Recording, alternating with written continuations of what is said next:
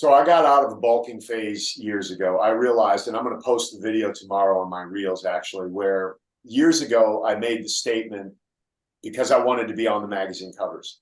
I heard a bodybuilder say to a photographer, "I'll call you the next time I'm in shape." And I was like, oh, wait a minute. What if I'm always in shape?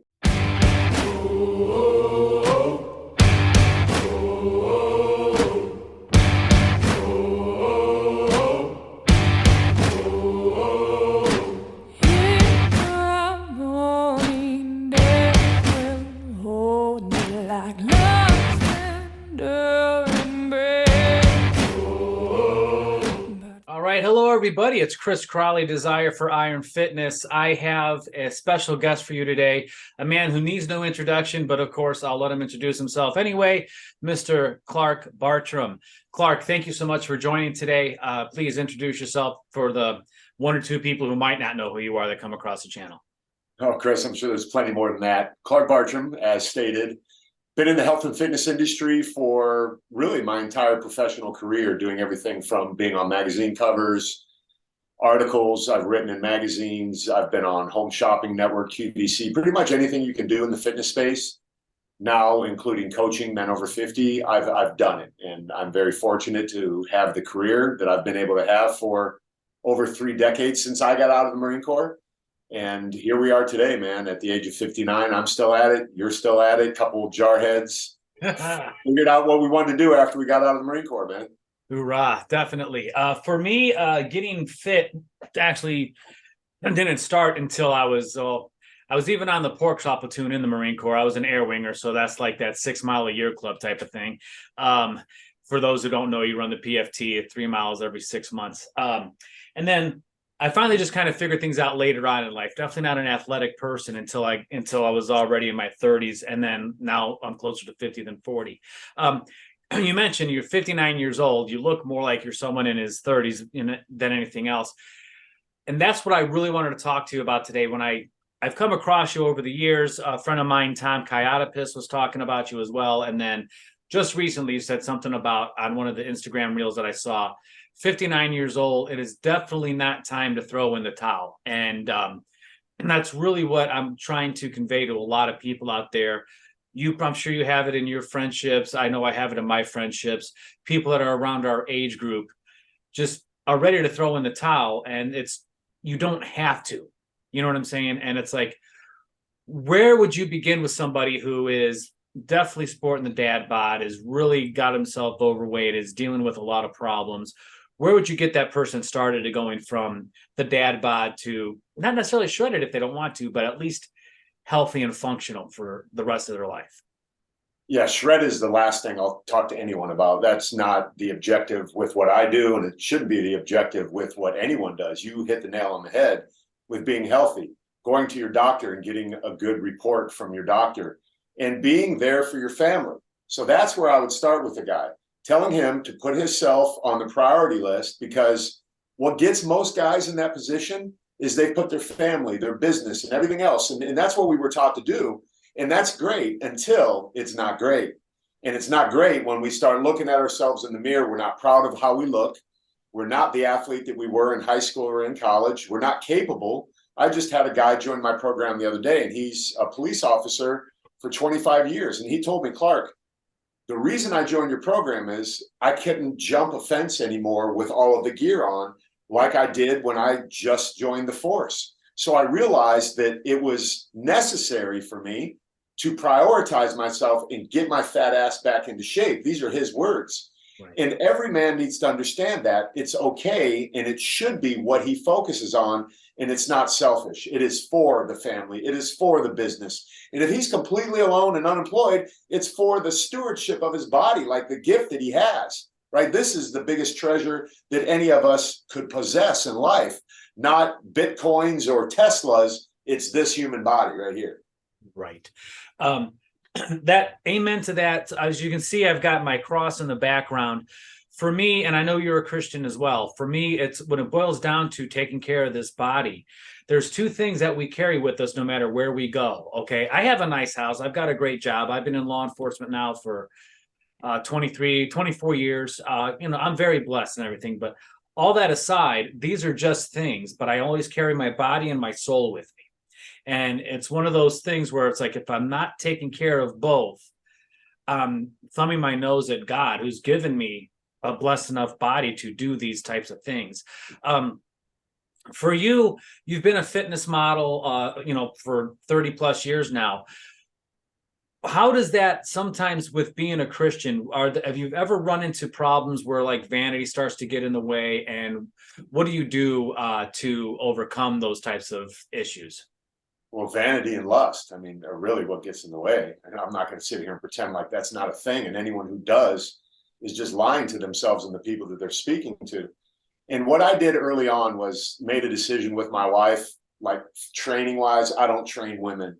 And when I was in the modeling world, we had an agreement on shoots that I would and wouldn't do. I'll tell you a quick story. I'm at a photo shoot one time, and the photographer, Alex Ardente, got a bunch of models, and he was doing what we referred to at the time cover tries. So you would get a bunch of models together, pair them up, and he would shoot them, and then he'd pitch them to all the various magazines that he had connections with. So there were a big group of us. And I remember one model in particular walked back. He said, "Hey, go change into this swimsuit." And she walked in and came back out in this unbelievably attractive swimsuit, but her whole entire butt was hanging out. And I whispered to the photographer, "Hey, man, I can't shoot with her in that bikini." And she overheard us talking, and she looked and said, "What did you say?"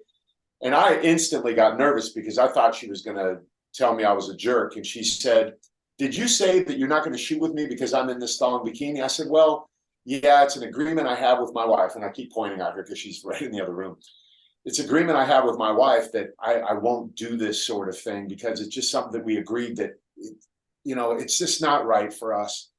And she's like, "You tell your wife that is the coolest thing that I've ever heard in my entire life, and tell her thank you. So many guys, blah, blah, blah, blah, blah." And she just went into this whole thing about how she felt that should be something that more married men do. Now, I'm not sitting here saying I'm perfect. I'm not sitting here saying that I've never had a lustful thought about a woman in a photo shoot or any of that. What I'm saying is that's the agreement we had, and I did my best to stick to that throughout all these years, right? Because I'm just a man like anybody else. Right. Amen to that. It's very difficult, I can imagine, especially, you got you're well known in the fitness space, and of course you're going to have that problem.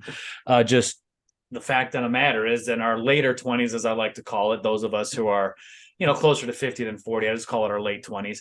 When you are a thinner, more in shape person, you are going to be like a fine wine, whereas most people our age aren't in good shape. Now, couple the age with the shape, it gets even worse. Right, exactly. So I saw something not long ago about, and you hit the nail on the head a minute ago, about people that men who are married and we have families, regardless of any of that stuff. We do need to prioritize ourselves just to at least somewhat of an extent to be strong and to be healthy. And there seems to be a movement right now amongst a lot of people that are almost fit shaming people by saying that if you are working on your body, obviously everyone wants to have a decent physique. I know I like to work out to have bigger muscles and to look better with my clothes on and off and all that other good stuff. I am a competitive bodybuilder, albeit not a great one, but I'm doing my thing, right? But there's a movement going on there, like the fit shaming, saying that if you do that, you're just a selfish father and you're a selfish husband. You're not taking care of your wife. And if you have the dad bod, that shows that you're doing things for your wife and your family. You already touched on it somewhat. What should a man do? I mean, obviously we have time constraints if we are married and we got children and everything else. Where should he at least start to, first of all, get that mindset out of his head that he's selfish if he is working on himself? And what can he at least do to get started and still manage? Selfish, you can't work. I'm sorry, what's that? We got a little lag in it. Yeah. So we had a little lag for a second there. Right. So the answer to the question is you're selfish if you get sick. You're selfish if you can't work. You're selfish if you don't have the energy to go off and play. And I'll tell you something, Chris, sound bites are ruining this country. And it's because of social media. Let me give you an example. The other day I posted, I was on Mark Bell's podcast a while ago, and they asked me a question: what does your daily routine look like? I said, I go to bed at 8, I get up at 4, I get in the cold plunge, I do my this and that and the other thing. So it was a sound bite. I had more men my age, your age, and in between saying, look at this guy, look how selfish he is, look at what he's doing. I bet somebody else is banging his wife because he's not, and all this sort of stuff. Right. And I was like, you know what? They heard a sound bite of my life. They didn't realize that there's so much more that goes into that. My wife doesn't, get affected that I go to bed at 8 o'clock or get up at 4. You know what I mean? And it's none of anyone's business. That's the problem. People hear sound bites, they make assumptions, and they interject their thought on my life. And if they spent 3 minutes with me, they would say, you know what, Clark, I'm sorry. You're a good guy. You take care of business. You're a good dad. You're a great husband. You're a great dad. You're a great businessman. And I do my best to do all of those things, and it sucks. And then sound bites on the other end, where you see people living this great life, we assume that they're living some great life when, just like anyone else, they suffer, they have hard times, they have issues that aren't necessarily being seen. So that's why I try and come on here and just like be as real as possible. But the problem will be someone will take a sound bite out of here and insert their narrative. Yeah, you couldn't have said it any better. It seems, the internet's great for a couple things. I mean, look, there's two people who never even talked until today. Backstory, guys, I reached out to Clark probably 3 hours ago, asked him if he'd come up on the show. Wasn't expecting him to answer just yet. He's got probably 200,000 followers on Instagram, and here's just me. 20 minutes later, yeah, sure, let's do it. Like, oh, snap, okay. So look at the beauty of this. There's two guys that have never met each other, talking to each other instantaneously. We're living in the Jetsons right now, all right? And then the flip side of that, there's people who are so tribal these days. I mean, my goodness, you got on one side, you got the vegans, on the other side, you got the carnivores, and they're killing each other. They're throwing barbs at each other. You got people saying you have to do high intensity workouts, aka like Dorian Yates, Mike Mentzer, which I enjoy those workouts. And then you got the other people saying you got to do German volume training and everything else. And it just, there's so much misinformation out there that it's so hard to just get good information and get solid advice. Where do you think newbies, regardless of their age, should start along their fitness journey? So let me interject something on something you just said and take it one level deeper. You had mentioned this camp and that camp, the vegans and the carnivores. Right now, I'm doing Ramadan. Do I look like a Muslim?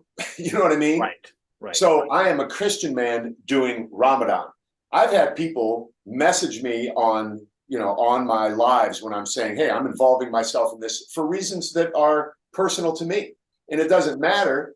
I'm doing this in what people are doing, Christians, unfortunately. Well, I'm a Christian and we call that fasting. Wait. Build bridges, not walls, as we say, right? So when anyone does that, I'm a carnivore, I'm a vegan. You're building a wall, not a bridge. All of these you shouldn't do one protocol only. That there's no ism is a way to live, right? So anyway, where should someone start if they're getting on this journey just to begin with? Was the question? Yes.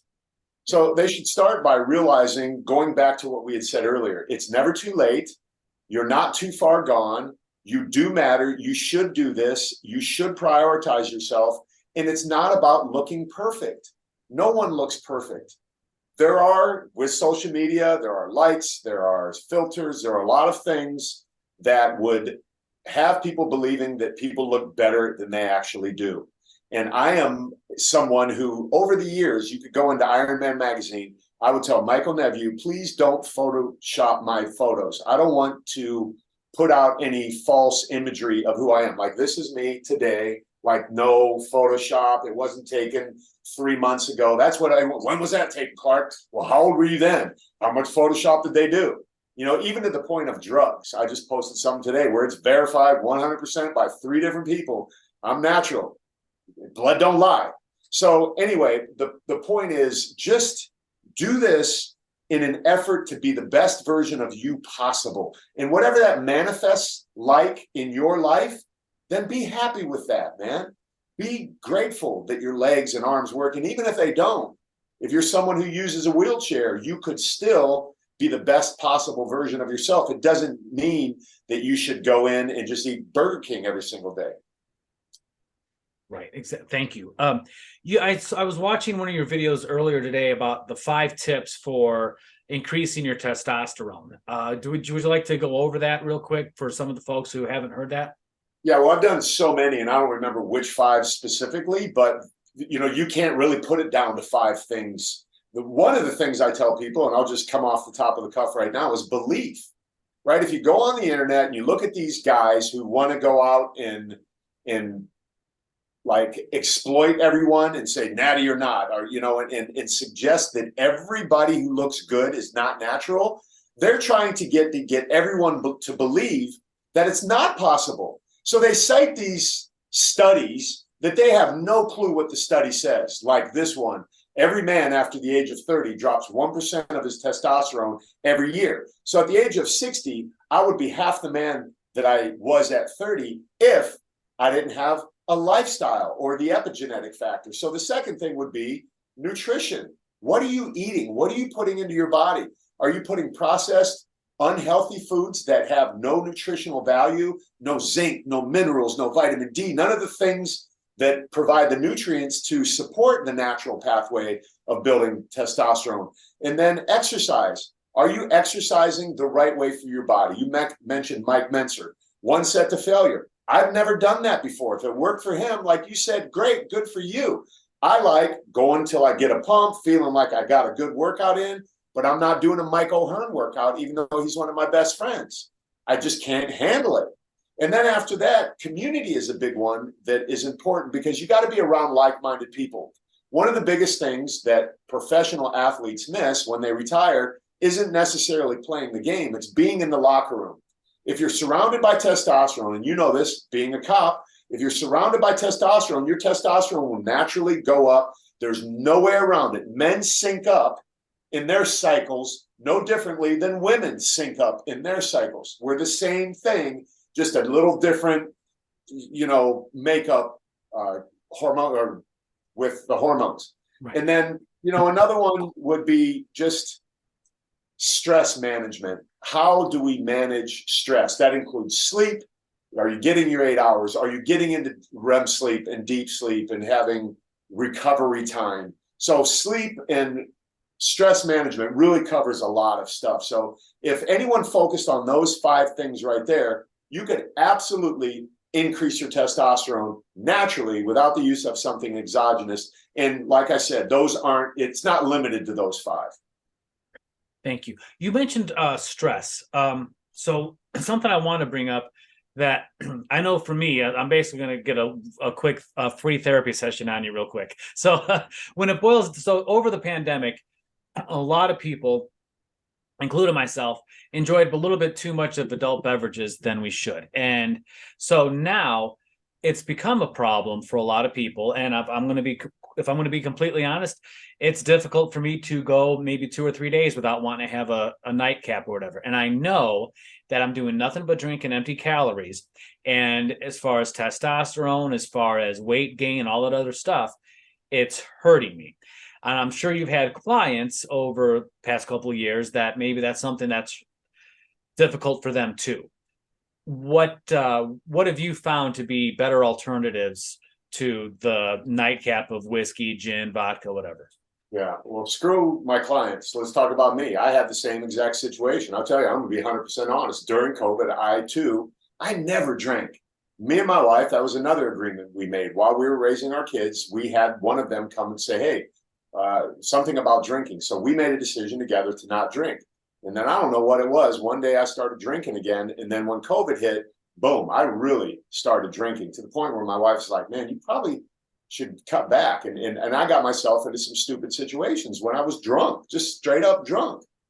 And then there were some situations maritally that caused me to do it more. Like, it's not a good answer to any problem because you know better than anyone. You see the outcome of people making poor choices. Right. In addition to being empty calories, it's just poison. It's just straight poison because what it does, it's a neurotoxin. It gets into your brain and it just creates havoc in your brain. So that's what gives us the buzz that we enjoy. And that's the lie, right? That's the lie, like every other lie that we could bring up here. So what I needed to do is, well, what happened was I was sitting right here going over my blood work with my doctor, and I do it every 6 months. He's like, man, your liver enzymes are elevated. I come from an alcoholic family. I come from people who drink way too much. I don't know how my brother is still alive. He just drinks so much, and he's got superhuman abilities to metabolize this stuff better than I do.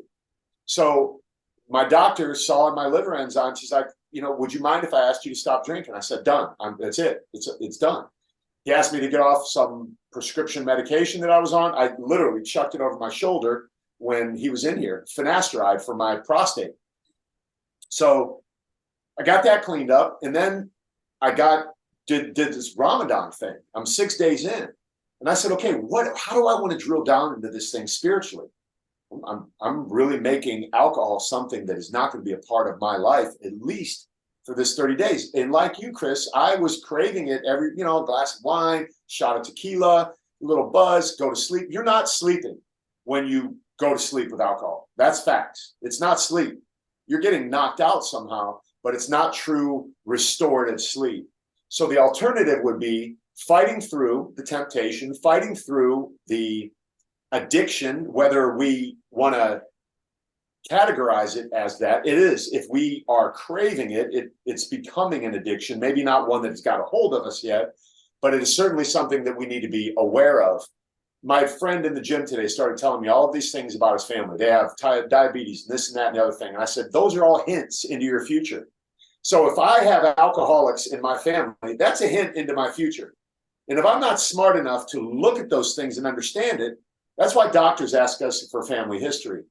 So that would be what I would recommend. Look at it and analyze it, and really be honest with yourself and go, man, I know I can go to sleep. Maybe I just need to work out. Maybe I just need to have sex. Maybe I just need to do something that's going to take me into that relaxed state, because doing what you do is a stressful thing. You get bound up. And if it becomes a habit to unload with that, then that becomes the pattern that's laid into our neural pathways. All right. My dear, if you're listening, Clark said have sex for the stress relief. So just so you know, any day that ends in Y, we're good. So walk me down a path of what would be a workout program that for people that say they don't have time. What would you get them started on doing? Do you follow me on TikTok? Are you on TikTok? I am. I haven't followed you there. I do follow you on Instagram and on YouTube. But okay, so during the pandemic, I blew up on TikTok some weird way, but it ended up helping me understand that there was a platform there. So I sat here one day and I thought, what can I put on there? I was trying to do all the wrong things. I was trying to make these goofy videos, and it just wasn't me. And I thought, okay, what's my brand? And how can I capitalize on 60 seconds of a platform to speak to people? So I came up with something called 3 Moves, 3 Minutes. And it absolutely put me on the map. So I did a post on TikTok the other day where we took an excerpt from Mark Bell's podcast. And I looked into the camera and I said, I guarantee anyone who does 1 minute of jumping jacks, 1 minute of push-ups, and 1 minute of body squats will absolutely change the way they exist on this planet. And the trolls came out of the woodwork and started to, you need to tell me you're telling people that they can get in shape in 3 minutes? Look at me. Abso-effing-lutely. Yes, beyond a shadow of a doubt. You take anybody and have them do that. I don't care what their level of fitness is. If they do it long enough and consistently enough, they will still improve. And of course, you got to eat right and all of those things that the trolls will jump in. Well, what about eating right?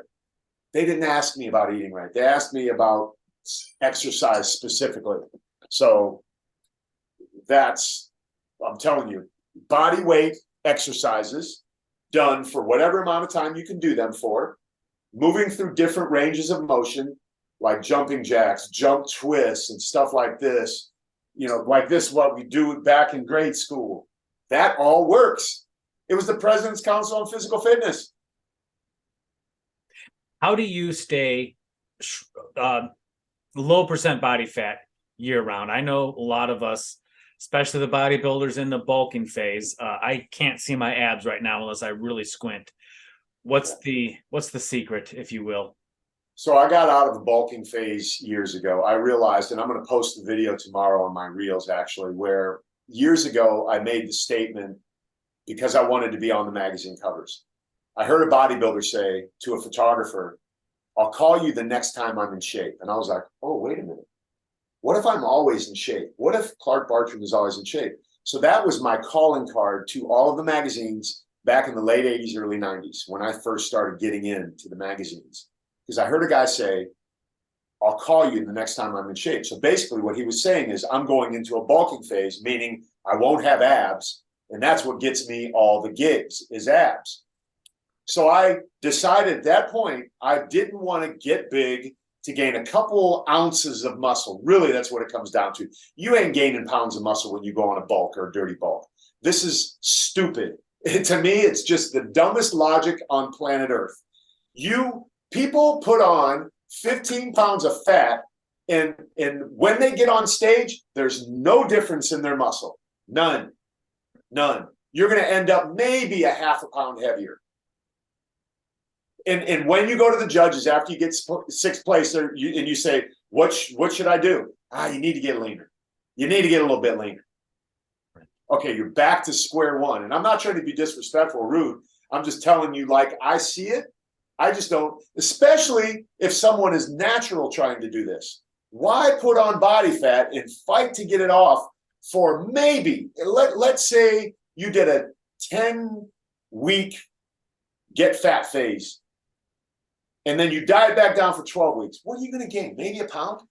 Is that going to translate anymore on stage? Right. No, never. So get leaner, shape it more. You can shape your shoulder. If they say, "Chris, bring your back up," you can bring your back up without putting on 10 pounds of fat. Great advice. Thank you. Especially for natties that are, well, natties, period. You're just not gaining that much muscle. Those stage shots there, I'm 159 pounds. And it's just, it is what it is, especially for natties. You're going to get down to high school weight. I am 48. So, yeah. How tall are you? Oh, I thought you said how old. I'm sorry. I'm 5'9". Okay. We're the same height. I'm 5'8", 185. I've been 185 forever. That's what I like to get back down to. That needs to be my walking around weight. So do you count calories right now, or since you've done so instinctually? Instinctually. I've never counted a calorie. I don't use the word macros unless I have to. I don't think about that. This is, I fast, and this will be the longest fast I've ever done was 10 days on a juice fast. This is a little different fast, sun up to sundown, like dry fast, no water, no nothing, no food. Food is not even bothering me. I could care less about food. It's the water that I want bad, man. So that's the difference in what I'm doing now. But I believe in that because it definitely will tap into fat. It creates autophagy, things like that are just, as we age, creates a better cellular experience for us and rejuvenation and all of that sort of thing. So no, counting calories doesn't matter to me. I eat till I'm satisfied and I'm done. Have you always done intermittent fasting, or is that something that you kind of started doing maybe a couple of years back? Or I don't even really consider it intermittent fasting. I would say, hey, to my guys that I coach, let's all fast on Monday. And for Monday, for 24 hours, we just didn't eat from the time we got up till the next day when we got up. So like Chris Helmsworth is doing now in his unlimited app or whatever it's called. He's having people fast for 24 hours. That's a great way to go. Just take one day and don't eat. All of this intermittent stuff, it's cool. I'm sure it works for people. And that's basically what I'm doing now with Ramadan is intermittent fasting. But I think people do intermittent fasting wrong. They stay on a 16-8 cycle. That's not intermittent. That's consistent. yeah, you got a point. That's definitely not the definition of intermittent right there. Yeah, people do it wrong. I've been intermittent fasting for 5 years. Well, what's your protocol? 16-8. Well, when was the last time you changed? I told you, been doing it for 5 years. Bro, what are you missing here? Right. Do it for 3 weeks, off for 4. 2 weeks, off for 1. Makes a lot more sense than the 16-8. I know I tried the 16-8, and during my 8-hour window, I could really put down some calories. And now I've been doing the spread the meals out. During contest prep, it's when you really suffer and you just feel like you're going to bed on an empty stomach. But I guess it's one of those, it's a discipline thing if you're planning on getting up on stage. So that's what it boils down to. Where can people find you and get in contact with you to be one of your clients or follow you on the social medias? So my program, I coach men over 50 all around the world. Busy businessmen really is my target market, my ideal client, my avatar, if you will. Guys that are successful, that have convinced themselves they don't have enough time, they're willing to make the investment in themselves. The program is called the Maximized Man Elite Program. So if you go to maximizedmanelite.com, there's a form. There's no prices on there because it's not that kind of program. It's something where you fill out an application, and I don't take everybody. People are going to go, oh, he doesn't take everybody. No, I don't. I don't coach everyone. I'm not going to coach some kid that wants to be a bodybuilder. It's just not in my avatar. But if someone wants to invest in themselves and they're ready to do it, go to Maximize Man Elite, fill out the application, talk to one of my strategy coaches, ask them all the questions, vet me out, make sure I'm the right guy. And then at that point, we determine whether you work with me or one of the coaches that work alongside of me, who are all veterans, who have all went through my program, and who are all over 50. So that's part of it. My Instagram is at Clark Bartram. TikTok is the real Clark Bartram. Facebook, Clark Bartram, just Clark Bartram. And you just started a podcast as well, correct? Yes, it's called Get Busy Living with Clark Bartram. And I'm very proud to say that the people that I hired to do all the SEO and do all of the syndication, if you will, told me it was the best launch they've ever had for a podcast. So the people want to hear, this is like my fourth time around, but I waited this time to get everything in order. I needed to get my business to the scalability point. It's there now. We've got all of the systems in place. So now I can focus on guests and really creating a platform that enriches and encourages people to just get busy living. Because circling back to the beginning of this thing, that's what men over 50 aren't doing. They have given themselves permission to get old, or they've given themselves permission to no longer be young. I'm wanting to say, and I'm going to just basically, what's the word I'm looking for? I'm going to plagiarize listening to episode 1. You basically took the Get Busy Living off of Shawshank Redemption, Get Busy Living, or Get Busy Dying. And it really resonated with me. Backstory, I know we've never talked before. My father had his first stroke at 48. And that's my age right now. He recovered from it, had his second stroke in his 50s, and now he's living in a hospital bed in his 70s. And the message I had to have you on the show because it's like one of those, got to tell these people, life doesn't end at 50. It ends when you're dead, but if you're not getting busy living, you're already dying. I mean, I know we all meet the same fate, but there's absolutely no reason that we have to make it that much quicker. When the good Lord calls me home, that's up to him. I'm just not going to help him out and make it anytime sooner. You know what I mean? I have one other question for you, and then circle back to some other things. I saw you a long time ago, Beyond Bodybuilding with Pavel Satsuin. Right here. Yeah, can you? How did that come about? Because I know he's more into the kettlebell thing, and then when you came around, it was a bodybuilding book. So it's interesting because Pavel gave me one of the best compliments ever. He told me I was one of the strongest guys he had ever met, and not just meaning like lifting a weight, but overall, because he saw me blowing a hot water bottle up, and then through a photographer, Ralph DeHaan, who was shooting his book, he had me come in and blow a hot water bottle up. It's in the front or the back of one of his books. I can't remember which one. But he had me doing a whole bunch of stuff, and he just looked at me and he said, "You're strong, very strong." And it's like, Pavel is a great guy, super educated guy. And that's how it came to be, through Ralph DeHaan. I remember we went up to a gym. It was a Gold's Gym, just in Orange County up here. It's no longer there. It's like a boot barn now or something like that. But I remember shooting these photos for him, and he had me doing all sorts of stuff. And he's like, "Man, I'm really impressed." He had me doing with no shoes on, and his style of lifting. So yeah, I've got convict conditioning, power to the people, bulletproof abs, The Naked Warrior. Yeah, all of his books right here. Well, then that leads me to the next question. He talks about the different modes of training.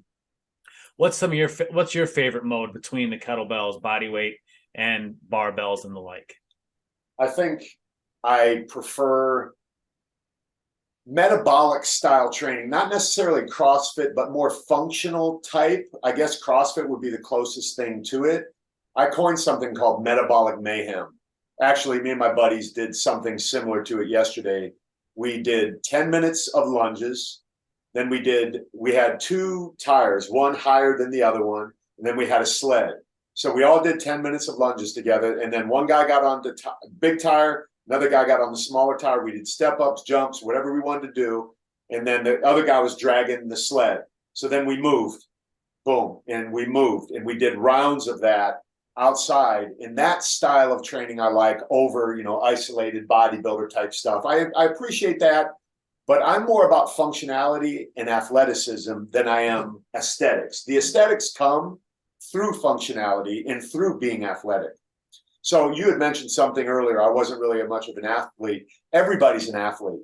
A stay-at-home mom is an athlete. She's carrying a baby in one hand and a basket in another. And women, don't get mad at me out there. I'm painting a picture of a 1950s woman, but oh well, I just did deal with it. So, boom, that and that, right? So if that's athletic, right? You have to have balance in order to do that. You got to have proprioception. That's athleticism. But we've given this term to people who get on a football field or a basketball court and made them the athlete and us just the regular person. Every person on the planet is athletic and needs to be more athletic to function on this earth. What if all of a sudden, something comes whizzing past you? You got to react and respond. That's athletic. What if you got to run from somebody or something? It's athleticism. So we train to be efficient on the planet. Thank you. That's really I hope if there's one thing people take away from this interview is everyone is an athlete. I've heard in the past, everyone's a bodybuilder because a bodybuilder is a reflection of your diet and exercise up on stage. But yeah, I'm always going to compete until, the good Lord calls me home because I love it. But at the same time, I do recognize the necessity of being an athlete and being able to move my body in certain ways. So that was really just a very informative statement there. Thank you so much. Well, Clark, I want to thank you again so much for coming up on board today. It was a real pleasure to have you here today. Definitely love to have you back on. And again, God bless you. Good luck with the rest of Ramadan. You are a tougher man than I. One life. Yes, that is it, folks. You got this one life to live. And look, I've said it a couple different times. You don't get a refund on life because it sucks. All right. And if you live in America, you've been blessed more than just about everyone else on this planet. And you have to recognize that. There's people in other countries that are dying to dig up the cobalt that you're using in the batteries on your iPhone. Do not take this life for granted.